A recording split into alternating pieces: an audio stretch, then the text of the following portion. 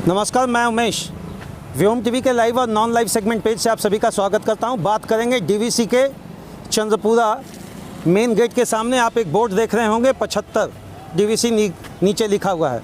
मुझे लगता है 75वां वर्षगांठ की तैयारी चल रही है। 1950 में हमारा संविधान बनकर तैयार हुआ, लागू हुआ, मजदूरों के हक की बात की गई। उसमें एक बहुत बड़ा कॉलम मेंशन किया गया कि अगर कंपनी का डेवलपमेंट कराना है तो कहीं ना कहीं भूमि की ज़रूरत पड़ेगी, अधिग्रहण हमको प्रोसेस पे जाना पड़ेगा। राज्य का निर्माण हुआ, राज्य नियमावली के अंतर्गत राज्य अपने आसपास के लोगों से किसी कंपनी को बसाने के लिए अधिग्रहण की भावनाओं को लेकर यहाँ पर उनके साथ बैठक की, मोर्चा बना, नियमतः जमीन दिया गया।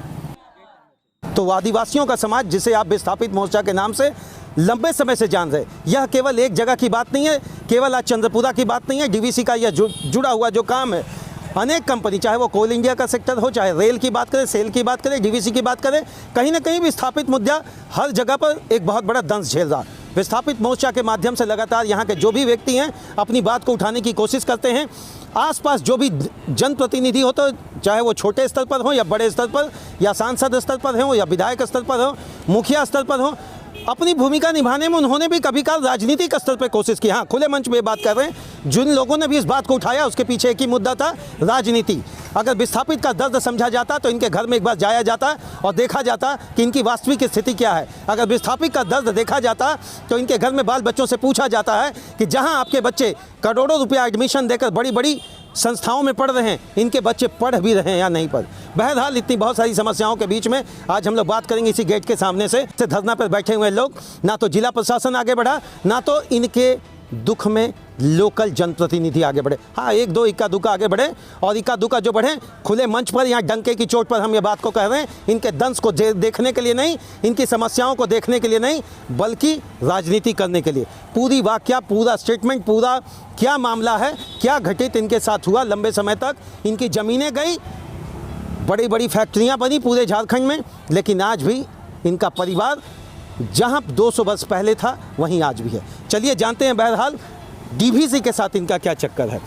एक छोटे से आवेदन के माध्यम से आपको बता दें, जुलूस गठ प्रदर्शन और आम सभा के संबंध में इन्होंने सूचना दिया था विभाग को, जिला प्रशासन को सूचना दिया। सभी लोग आए, अपनी यहाँ तक कोई नहीं आया, श्रीमान गलती, यहाँ तक अभी तक कोई नहीं आया, बस ये बैठे हैं। इनकी स्थिति यही है, ना तो कल इनके साथ कोई था, ना आज इनके साथ है। बस एक ही मुद्दा है कि अगर यह समस्या से जूझ रहे हैं, इसका जिम्मेवार कौन। अगर इनके घर में आज भी खाने के लाले पड़े हैं तो इनका जिम्मेवार कौन। ज़मीनें इनकी थी, मालिकाना हक इनका था, रैयत ये थे, कागज इनके पास है। आज स्थिति ऐसी है कि आज उसी जगह पर किसी कोने में रहने के लिए तड़प रहे हैं। ना बिजली, ना पानी, ना शिक्षा, ना स्वास्थ्य। चलिए जानते हैं पूरा मुद्दा क्या है। और 11 तारीख से पूरे घर परिवार के साथ अगर ये गेट में बैठे हैं तो मुझे लगता है कोई ना तो यहाँ मेला लगा है, ना तो किसी प्रकार का पार्क है। तकलीफ़ है श्रीमान, तब अपनी तकलीफ़ में ये बैठे हैं। जानते हैं भैया क्या मुद्दा है, आप लोग ज़रा सा बताएं, इस पर क्या समस्या है ये।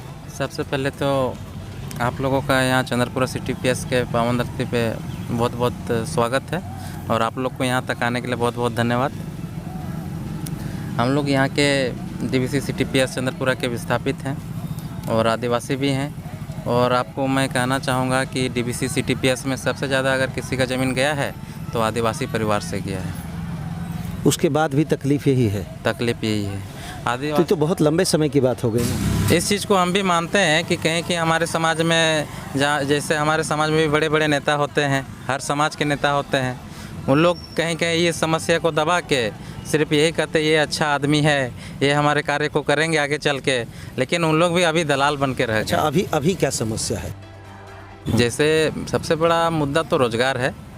रोज़गार है, जैसे कि हम लोग ज़मीन देने के बाद भी विस्थापित को जिस तरह देना चाहिए था, जैसे कोई भी कंपनी वहाँ आंकड़ा बांधती है कि 30% विस्थापित को मिलेगा, 70% स्थानीय को मिलेगा, तो इस टाइप का भी यहाँ कोई रूल लागू नहीं हुआ अभी तक।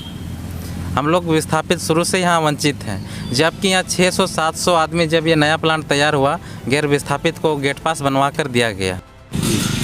उसमें लगभग डीवीसी 200 सूची निकाली थी, मतलब 200 आदमी की लिस्ट निकाली थी, लेकिन उसमें हुआ क्या कि यहाँ के राजनीतिक दलों ने सोचा कि अगर इस तरह से अगर विस्थापित का लिस्ट निकलेगा तो इन लोगों को तो नेता का दरकार नहीं पड़ेगा, इन लोग को ऑटोमेटिक अपना हकदार मिल जाएगा। इन्होंने क्या किया, राजनीति के तहत, षड्यंत्र के तहत वो सूची भी बंद करवा दी है। और जो 200 आदमी लगे थे, लिस्ट जो निकला था डीसी ऑफिस से निकला था, समझिए वो लोग 200 आदमी जब प्लांट तैयार हो रही थी उस समय वो लोग कार्य किए, प्लांट जैसे ही तैयार हुई उन लोग को बैठा दिया गया। अच्छा, मतलब ये यूँ कहें कि जब मेरी ज़रूरत आपको है तो हम आपको इस्तेमाल किए, अब आपका ज़रूरत नहीं है तो आपको हम बिठा देंगे। जी। अभी क्या चाहते हैं आप लोग जो यहाँ बैठे हैं? 11 तारीख से मुझे लग रहा 20-22 दिन होने को है, 23 दिन हो गया। अभी क्या आपका मांग क्या है? मांग वही है, रोजगार। रोजगार नहीं तो कुछ नहीं। आप अगर 10,000 भी कमाते हैं तो अपना परिवार का बच्चे को अच्छा शिक्षा दे सकते हैं। झारखंड का निर्माण का आधार ही रहा जन जंगल जमीन। सरकारें बहुत सारी आई, बीजेपी की आई, कांग्रेस मिलाकर सरकार चला जेएमएम के साथ। अभी 1-2 दिनों के अंतर्गत जो बवाल मचा है वो आप देख रहे हैं। एक विधायक के पास से 40-50 लाख रुपया गाड़ी में मिल जा रहा और यहाँ 40 रुपये के भी लाले पड़े हुए हैं। मेरा पूछना यही है सरकार से कि जब वोट लेने की बात आती है तो आदिवासी नज़र आते हैं, जब काम करने की बात आती है तो आदिवासी नज़र आते हैं, जब आपको विस्तार करने की बात आती है तो आदिवासी नज़र आते हैं, और उसके बाद इनका देखने वाला कौन है? दीदी एक बात बताइए कि 11 तारीख से बैठे हैं आप लोग, कोई नहीं आया? नहीं, कोई नहीं है। एक बार वार्ता हुआ था तो आश्वासन ही मिल रहा था। हम लोग बहुत पहले से मतलब बातचीत कर रहे थे तो सिर्फ आश्वासन, इसीलिए हम लोग क्या आश्वासन दे रहे थे दीदी ये लोग? कि अभी जगह नहीं है, जब होगा तब देंगे काम। अच्छा, ऐसा है कि उसके बाद दूसरे को इन्होंने रखा और ये काम पर रख लिए? हाँ जी हाँ, 6 आदमी को रखा था, हम लोग उसी का विरोध किए थे। अभी क्या चाहते हैं दीदी? 11 तारीख से बैठे हैं, घर परिवार सब आप लोग यहाँ पे, आपका क्या ये है? हम लोग को रोजी रोटी चाहिए यहाँ पे। कितना दिन बैठेंगे दीदी ऐसे? अगर प्रबंधन नहीं सुना, कान में जू नहीं देगा, कितना दिन बैठेंगे आप? जब तक नहीं मिलेगा तब तक बैठेंगे। मुश्किल हो गया है, इतना महंगाई बढ़ गया है और रोज़गार ही नहीं रहे तो क्या करेंगे हम लोग? पढ़े लिखे भी हैं फिर भी पढ़े लिखे के बेरोजगार हैं। क्या हम लोग आदिवासी समाज से आते हैं और आप भी मतलब जानते हैं कि आदिवासी समाज जो है कि सीधा साधा होता है, समझदार होता है कि नहीं? हम लोग उनका अभी परिचय दे रहे हैं। समय आएगा तो सिद्धू कानू को भी जानते हैं, हमारा ही पूर्वज है, हमारा ही खून है। अगर अंग्रेज को भी भगा सकते हैं तो इनको भी हम लोग भगा सकते हैं। माने रोजी रोटी नहीं है तो खाने के लिए दिक्कत, बच्चा को पढ़ाने के, इसके बाद हम लोग का घर द्वार नहीं है, क्योंकि हमारा सारा ज़मीन जो खेती बाड़ी करके हम लोग खाते थे पूर्वजे जो, वो सब डीवीसी ले ली है। अभी हम लोग बेरोजगार हो गए हैं और सबसे ये हो गए हैं, कुछ नहीं है हम लोग। अभी क्या कर रहे हैं भैया आप लोग? अभी हम लोग कुछ नहीं कर पा रहे हैं। कहीं कहीं दिहाड़ी मजदूरी मिल रहा है तो कर ले रहे हैं, वो भी नहीं मिल रहा तो ऐसे ही रहते हैं। देखिए एक बहुत बड़ी बात कहेंगे, कल जो मालिक थे आज वो नौकर भी नहीं रहे। अब गुलामी वाली बात आ गई है इनके साथ कि गुलामी का दंश इनके अंतर्गत चल रहा, न बच्चे पढ़ पा रहे हैं, न बीमारी का इलाज हो पा रहा है, न किसी पर सुख सुविधा की तो बात ही ना करें। सुख सुविधा किसी भी आदिवासी के साथ अगर कोई भी एक नेता आकर कहता है तो मैं डंके की चोट पर कहता हूँ वो झूठ कहता है, क्योंकि इनका घर में 200 बरस पहले जो हाल था आज भी वही हाल है। दामोदर वैली कॉरपोरेशन से जुड़े हुए कोई भी अधिकारी इस वीडियो को अगर देख रहे हैं तो उनसे हम एक निवेदन करेंगे, उनसे चंद सवाल करेंगे। हम तो पूछेंगे कि इस सेगमेंट से हम आपसे जानना चाहते हैं, अगर ये गलत है तो इन पर एक्शन अभी तक आपने क्यों नहीं लिया?